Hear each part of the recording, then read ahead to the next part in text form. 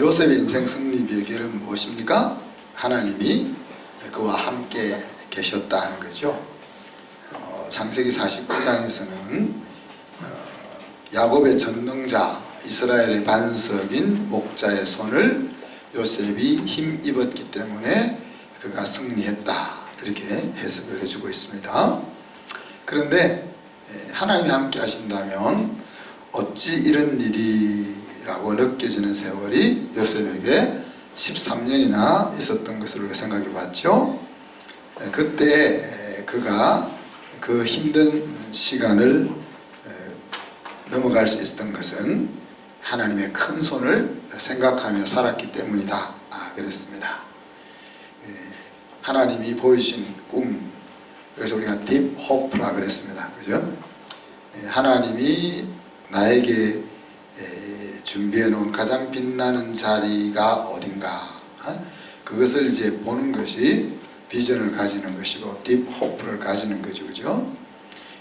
그리고는 어떤 상황에서도 하나님의 큰 손을 생각하면서 살아가려고 애쓰는 그것이 이제 요셉의 신앙이었다 하는 거죠. 자, 오늘 스데반의 복음설교에서 세 번째 등장하는 인물은 모세죠.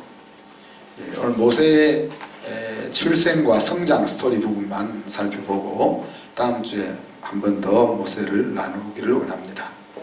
모세가 쓰임받기까지 80년이라는 시간이 필요했다. 그래서 40년 왕궁에서 제왕 교육을 받고 40년 광야 생활을 체험하고 40년 이스라엘 백성들을 애굽으로 이끌어 나가는 삶을 살았죠. 그래서 120에 이제 모세의 인생이 끝났는데, 우리는 몇 살로 끝낼까요? 60으로 끝낼까요? 75으로 끝낼까요? 계산하기 좋게 90으로 끝낼까요? 이제 90으로 끝내면 30, 30, 30 이렇게 생각해 볼 수 있어요.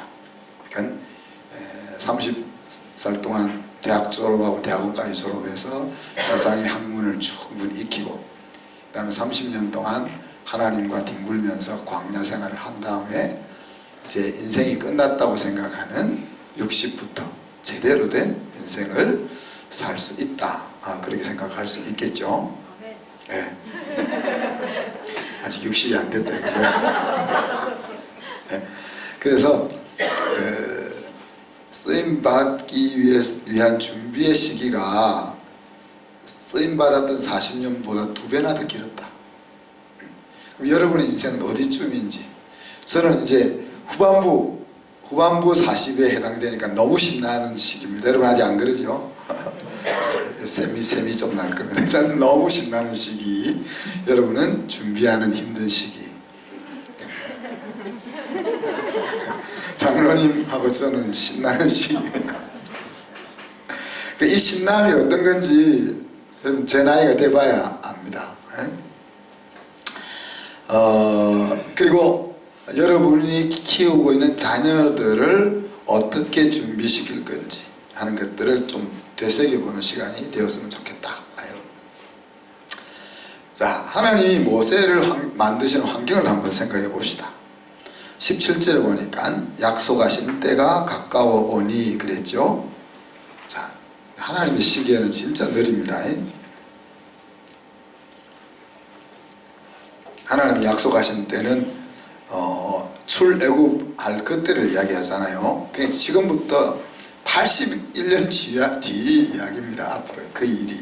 그러니까 81년 뒤 이야기를 때가 가까웠다 이렇게 이야기하십니다. 지금 그걸 잘 되새겨 보십시오. 그러니까 아브라함이 태어난 때로 치자면 640년이 지났고, 아브라함이 부르심을 받았던 때로 해도 560여 년이 지난 때, 그 긴 시간이 지나서 앞으로 또 80년이 더 지나가야 되는 그 시점을 약속하신 때가 가까워 오매, 그렇게 표현하고 있는 겁니다. 그때가 되니까 이스라엘 백성이 애굽 땅에서 번성해서 수가 많아졌다 그러죠. 그래서 애굽 땅으로 들어갈 때 야곱의 가족들이 몇 명? 70명이 들어갔잖아요. 70명이 들어가서 430년을 보내면서 뭐 80년 뒤에 70만 명이 되겠지만 이 80년 동안은 고역이었던 해니까 장정만 60만, 아마 63만 명 정도 정확하게 하면 60만이 되었으니까 적게는 200만 명, 많게는 600만 명이나 되는 큰 민족이 만들어지는 거죠. 창세기 13장에 보면 애굽 나라를 설명하기를 여호와의 동산 같았다 그렇게 표현했습니다. 그러니까 하나님이 우리를 위해서 만들었던 그 세상처럼 그렇게 풍요로운 세상이 애굽이었다 그렇게 설명하죠. 그래서 그 땅에서 70명의 사람들을 지금 600만 명이 되는 인구로 불려나가는 작업을 하나님이 하신 거죠. 자, 그런데 18절을 보니까 요셉을 알지 못하는 새 왕이 일어났다 그랬습니다. 요셉을 알지 못하는 새 왕은 이제 요셉 양어머니 공주의 아버지죠. 공주의 아버지인데 이 사람이 오늘 성경은 교활한 방법을 써서라고 표현을 썼는데 이스라엘의 씨를 말릴 계획을 세우죠. 그 계획은 어린 아이들을 살지 못하게 하는 거예요. 그리고 어른들, 장정들은 노역에 동원해 가지고 집에서 아이를 생산할 수 있는 힘을 빼는 그런 정책을 쓰게 됩니다. 그런데 이 왕은 요셉의 공로를 애굽의 역사 속에서 쥐어보고 싶은 왕이죠, 그죠? 애굽 나라가 이방인 요셉이라는 총리에 의해서 번성했다는 그 역사를 없애버리고 싶은 왕이었다. 그 이유는 저번에 한번 설명을 드렸고 여러분 좀 더 찾아보시고 사실 우리 인류의 역사 가운데 애국이라는 미명하에 역사 왜곡이 아주 자주 일어났습니다. 오늘날도 일어나고 있잖아요. 오늘날처럼 정보가 완전히 공개된 이런 세상인데도 일본은 역사 왜곡을 계속하지요. 그 다음에 또 중국 동북 공정을 가지고 역사 왜곡을 하지요. 독일도 그러죠. 하여튼 뭐 전 세계 나라들이 자기 나라를 생각한다는 미명하에 역사를 왜곡한단 말이에요. 근데 그런 일이 이제 이 애굽 왕 바로에 의해서 이루어지고 있는 겁니다. 자, 이 요셉을 알지 못하는 왕은 투트모스 1세라는 왕입니다. 아까 말씀드린 것처럼 공주의 아버지인데 공주는 하셉수트라는 공주입니다. 자, 그런데 이런 시기에 하필 모세가 태어나는 거죠. 좀 좋은 시기에 태어나야 되는데 이런 시기에 모세가 태어나는데 오늘 성경은 20절에 뭐라고 이야기합니까? 하나님 보시기에 아름다운지라 그렇게 한국 성경이 번역을 하고 있는데 원어에는 그런 말이 없습니다. 원어에는 범상치 않은 탁월한, 그러니까 아버지가 딱 아들이 태어난 것을 봤는데 범상치 않은 놈이다. 그러니까 이제 우리 번역가가 해석을 한 거죠. 야, 범상치 않다는 것은 어떤 뜻일까? 하나님이 정말 하나님 볼 때 얘 너무 멋있구나 이렇게 이렇게 얼마든지 우리가 번역할 수 있을 거로 생각을 합니다. 그래서 얼마나 범상치 않았는가 하면은 왕이 남자아이는 태어나면 죽여라 그랬는데 3개월 동안이나 안 죽이고 집에서 몰래 숨겨서 키울 정도로, 우리는 뭐 그냥 이렇게 한마디로 돼 있으니까 이 일이 쉬웠으리라 생각하지만은 아들을 숨겨서 키운다는 것이 발각되면은 다 가족들이 다 죽을 거 아니에요. 그런데 그런 것까지도 감당하면서 집에서 키울 정도로 범상치 않은 아들이었던 거죠. 그렇지만 이 범상치 않았던 모세의 모습도 모세를 이 세상에서 계속 살게 해줄 수는 없었다. 그래서 어떻게 해서 아버지가 오늘 성경은 아들을 버렸다라고 이야기합니다. 자, 갈대상자에 담아, 창세기에 보면 갈대상자에 담아서 강에 띄워 보냈잖아요. 그런데 오늘 스데반은 버렸다. 아버지가 아들을 버렸다. 그렇게 설명합니다. 자, 여러분 갈대 상자에 모세만 떠내려갔겠어요? 여러 아이들이 떠내려갔을 거 아니에요. 왜? 강은이를 그냥 물에 던져주고 못하지. 그러니 우리 눈으로 우리 새끼를 어떻게 죽여? 그러니까 갈대 상자에 담아서 떠내려 보내는 게 나는 죽인 거 아니잖아. 그렇지만 사실 내가 내 눈으로 죽음을 볼 수 없을 뿐이지 죽인 거는 마찬가지죠.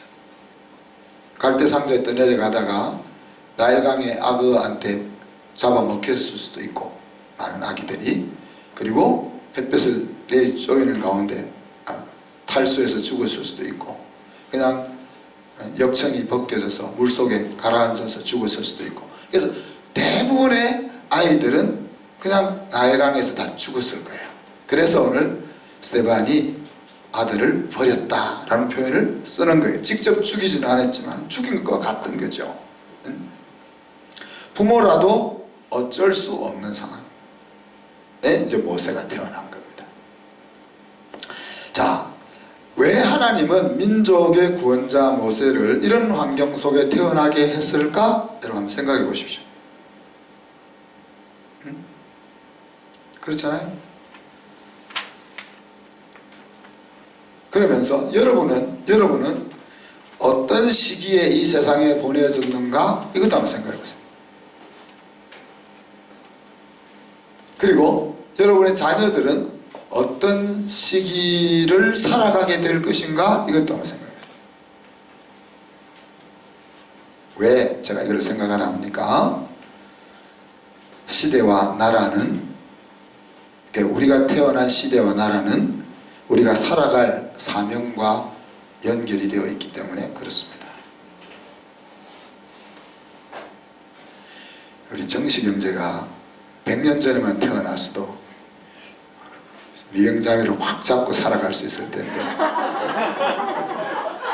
오늘 이 대한민국 이 시기에 태어나가지고 기도 못 펴고 살고 있죠. 네? 여러분이 필리핀에 태어났으면은,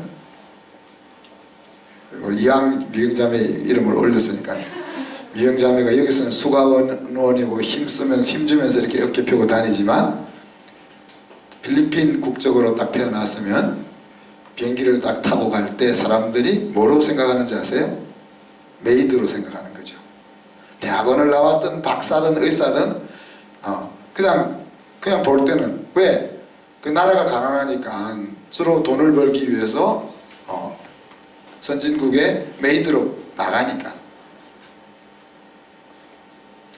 그래서 내가 어떤 시대에 어떤 나라에 태어나는가 하는 것이 내가 어떤 삶을 살 것인지, 어떤 사명을 가지는 것이 그대로 연결이 되어 있다는 이야기예요.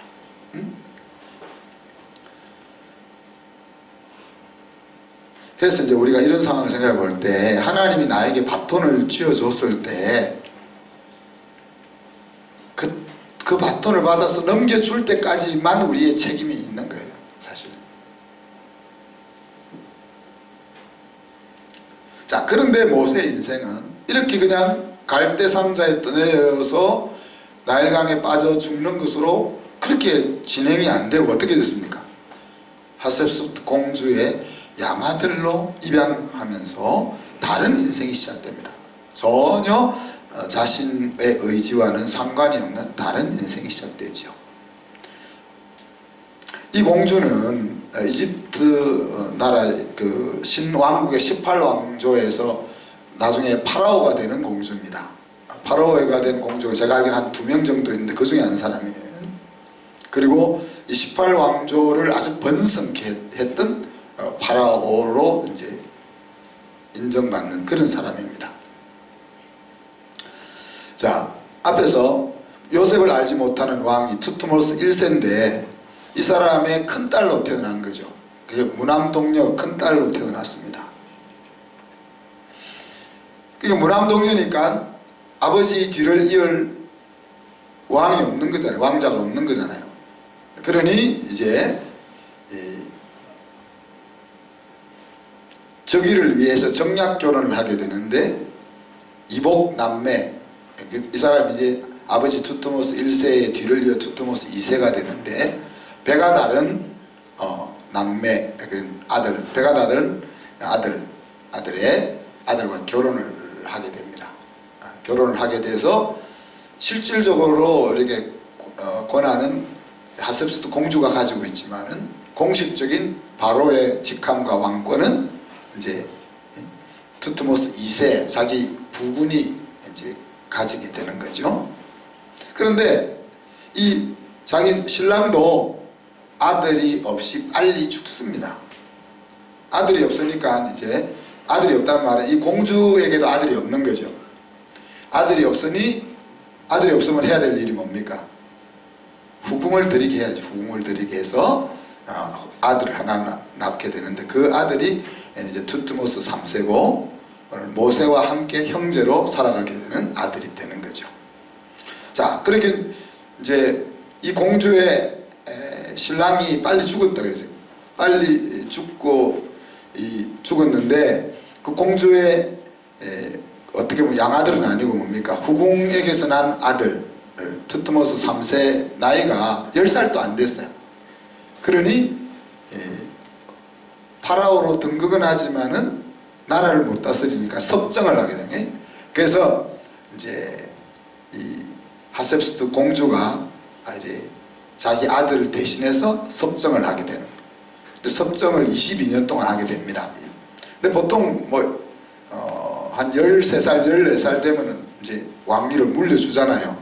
근데 좀 더 길게 가면은 한 20살 되면 물려줄 텐데, 그럼 30살이 넘어서까지 이 공주가 섭정을 계속합니다. 그래서 이제 이 투트모스 3세가 나이가 성년이 되었을 때부터는 이제 공동으로 나라를 다스리. 그래서 이제 파라오가 공동 파라오가 되는 겁니다. 이 공주가. 그래서 이제 이 모세가 공주의 아들이 되어라는 그 지위는 왕이 될 수 있는 위치입니다. 그냥 공주의 아들이 아니고 그 당시에 실권을 가지고 있는 왕이 될 수 있는 위치의 아들이 되는 거죠. 그죠? 후궁의 아들 투트모스 3세와는 형식적으로는 형제입니다. 그러나 정치적으로는 정적인 거예요. 서로가 그런 관계가 있는 겁니다. 그래서 특히 이제 고대 사회뿐만 아니라 우리 200년, 100년 전만 해도 왕권이라는 절대 권력 앞에서는 형제가 없잖아요. 자기 왕권을 지키기 위해서 형을 죽이는 일이 비일비재했고, 또 심지어 부자 관계 속에서도 왕권이 끼면은 정으로 하는 것이 아닌 시대가 바로 이 시대였죠. 그죠? 자, 그런데 이런 이제 왕궁에서 공주의 아들로서 모세는 애굽의 지혜를 배워서 말과 하는 일에 능하게 되었다 그랬습니다. 다르게 이야기하면 제왕 교육을 받았다는 거죠.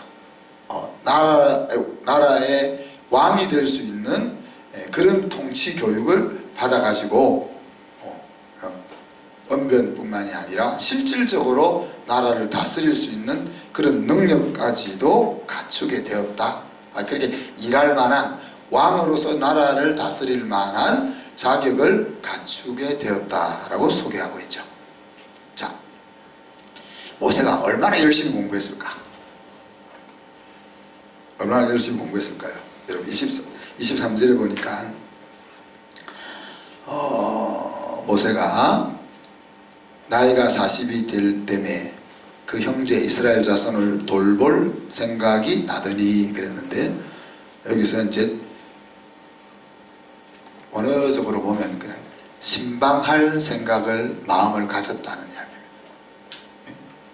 하나님이 자기 백성을 신방하면 그 속에서 항상 위대한 일들이 일어났죠. 그죠? 그처럼 모세가 이제 자기 민족을 신방하고 싶은 마음이 드는 거예요. 신방하고 싶은 마음이. 신방을 할 때는 그냥 목적이 있습니다. 그냥 지나가다가 할 일이 없어서 들렸다 이렇게 말하더라도 목적이 있는 거죠. 그죠? 네?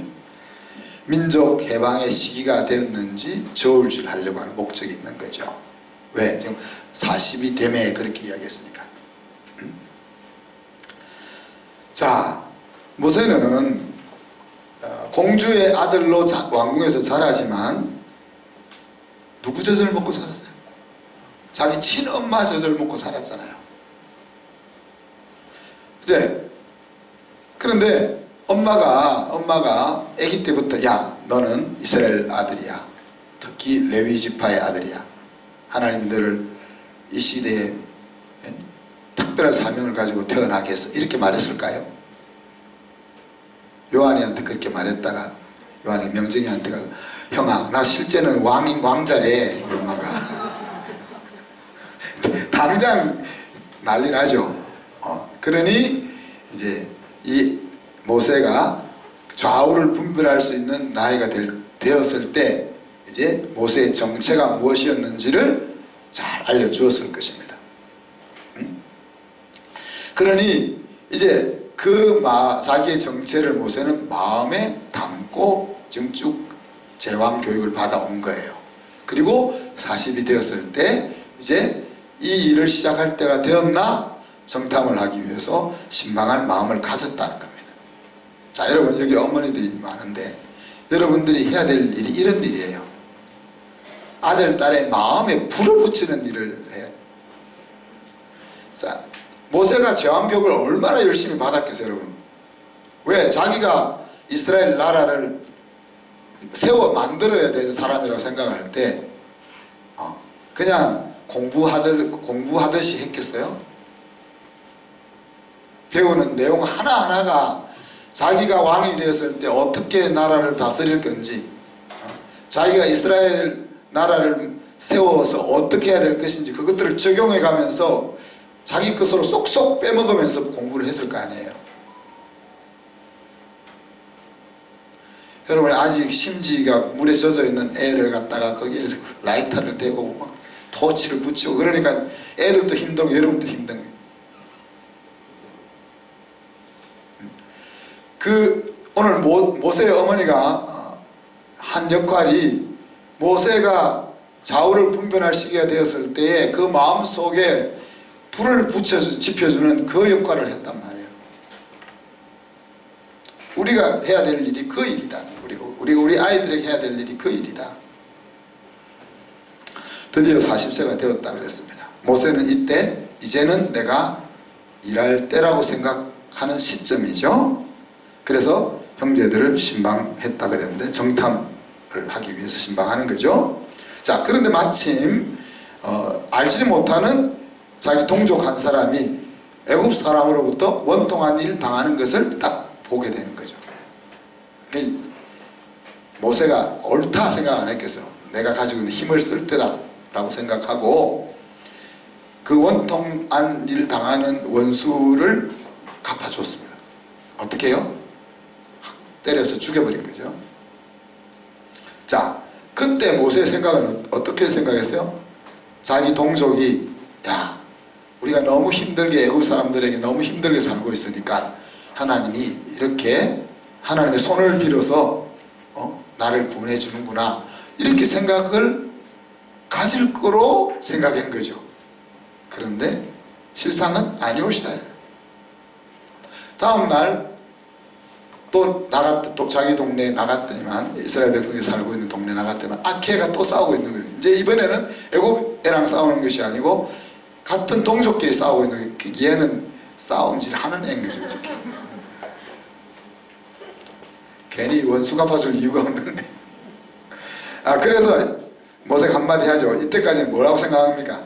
제가 하나님이 나를 보내서 자기를 구원해 준 줄 알 거야 라고 생각하고 지금 이야기하는 거죠.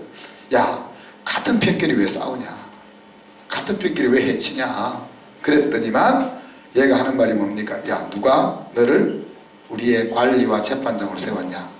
너 어제 애굽 사람 죽이는 거 잘 죽이더니만 오늘 나도 그렇게 죽이려고 그래? 이렇게 이제 대답을 한 겁니다. 이 말을 듣자 모세는 미디안 땅으로 그냥 도망갔다고 했습니다. 그리고는 40년 동안 미디안 땅에서 나그네 생활을 하면서 두 자녀를 낳고 정착하게 됩니다. 자, 이방 땅에서 가정을 이루고 양을 치며 살고 있는 모세의 그 40년의 시간은 어떠했을까? 모세의 광야 40년의 시간은 어떠했을까? 여러분 같았으면 어땠겠어요? 하나님 관점에서 보면 모세의 어깨에 들어가 있는 힘을 빼는 시간이었죠. 모세가 하나님이 주신 사명을 수행하려고 열심히 갈고 닦았던 능력과 자질을 적게 만드는 시간이었습니다. 우리가 이렇게 물을 수 있습니다. 야, 그럴 것 같으면은 하나님께서 왜 모세를 굳이 왕궁에 들어가서 제왕 교육을 받으며 살게 하셨을까? 그렇게 생각할 수도 있죠.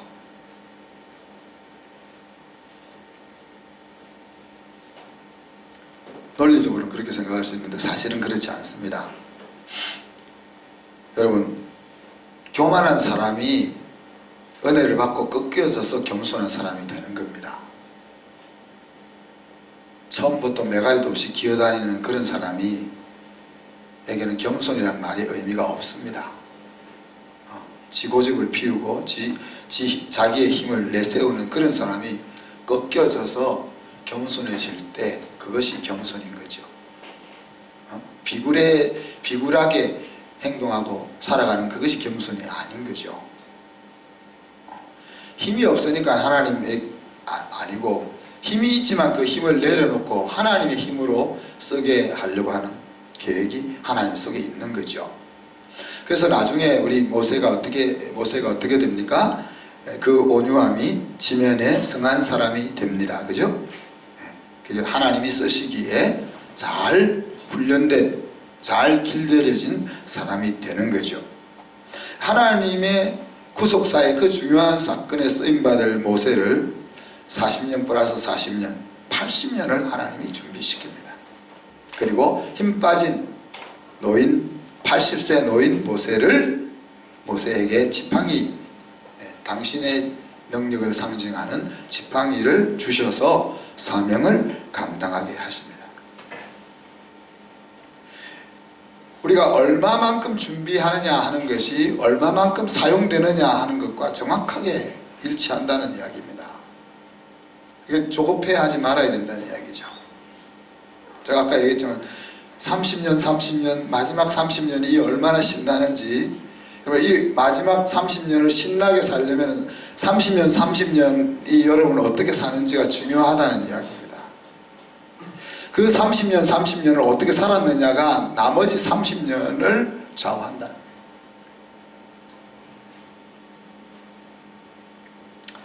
말씀을 마무리합시다.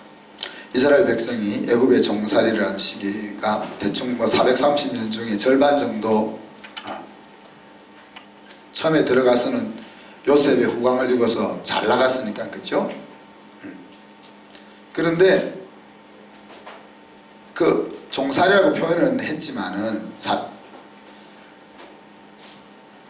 말이 종살이 진짜 종처럼 살았던 건 아니죠.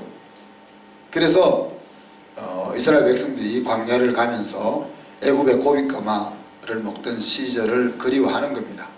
물론 지금 모세가 태어난 이 시점에서부터 80년 동안은 진짜 노예 같은 종살이죠. 근데 그 이전의 생활은 이방인으로 살고 있지만 살만하게 살았다는 이야기예요. 그래서 사람은 살만하면은 안 움직이려고 하잖아요. 살만하면 안 움직이려고 하잖아요.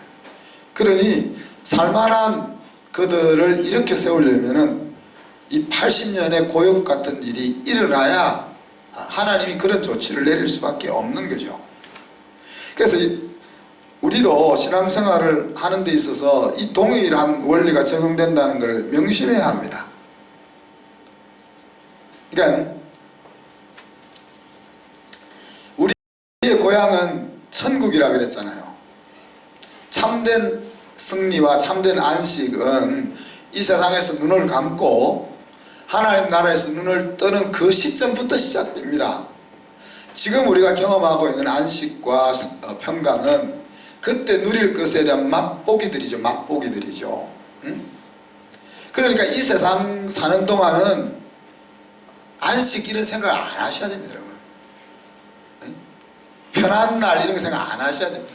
끊임없이 죽을 때까지, 유서병지 잘 들어요. 죽을 때까지 열심히 달려가야 되는 거예요. 그냥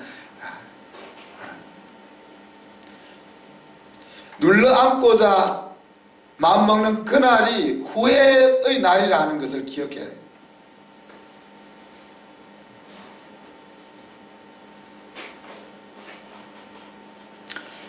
우리가 안주하려고 하면 하나님이 안주하지 못하게 한다는 것을, 그래서 눈을 감을 때까지 나이에 상관없이 새로운 삶을 향해서 열심을 내고 달려가는 것이 제일 지혜로운 행동이다.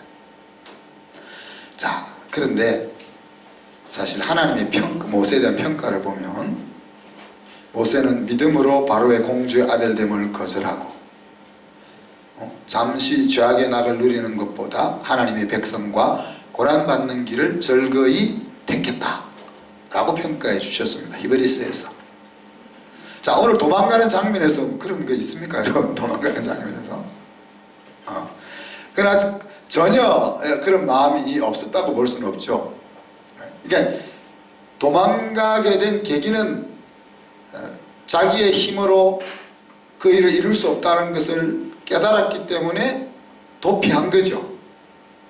그런데 하나님은 그렇게 비참하게 도망간 모세의 마음속에 있던 그것을 끄집어 가지고 인정해 주시는 거죠.